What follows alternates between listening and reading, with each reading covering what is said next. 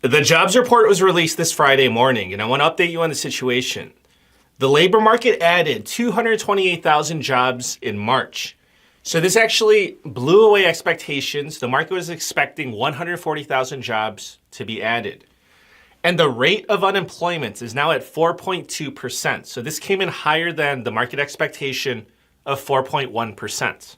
Now here you can see how the labor market has been doing each month over the past 3 years. Although March came in above expectations, as you can clearly see, the trend, it's been weakening over the past few years. And here you can see the rate of unemployment, how it's continuing to increase. And I want you to look at the wages. Wage growth has been weakening. Now, shortly after the release of this jobs report, President Trump posted this on Truth Social.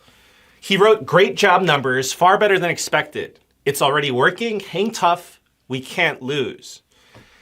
However, although the jobs added defied expectations for the month of March, it was at least from the stock market, it was a muted response because the stock market is still plummeting from the tariff situation. Now, if you're curious about the effect of DOGE on federal employees, then I want to show you this. So federal government employees lost 11,000 jobs in February.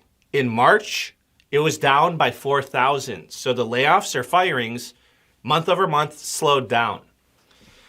And you have to remember that the federal government employs more than 2 million civilian employees. So these numbers, 11,000 in February, 4,000 in March, those are small figures.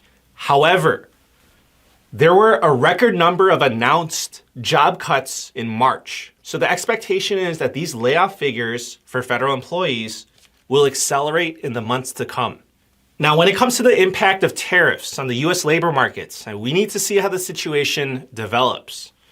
So one good question is, will President Trump ease up on the tariffs? Well, to answer that question, President Trump said this morning that his tariff policy will never change, even as the stock market is crashing and other countries begin to retaliate with their own tariffs. And with the retaliatory tariffs, we don't know which US exports will be affected, which will cause job losses in those affected industries.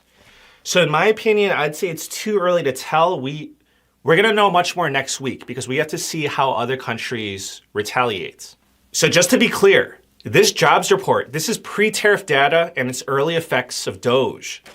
So those two issues, they're going to have a very strong influence on the jobs reports for the months to come. But that's why for this month, for the month of March, it wasn't anything crazy. But again, that's to come and probably shortly. I'm going to keep you updated. Please subscribe.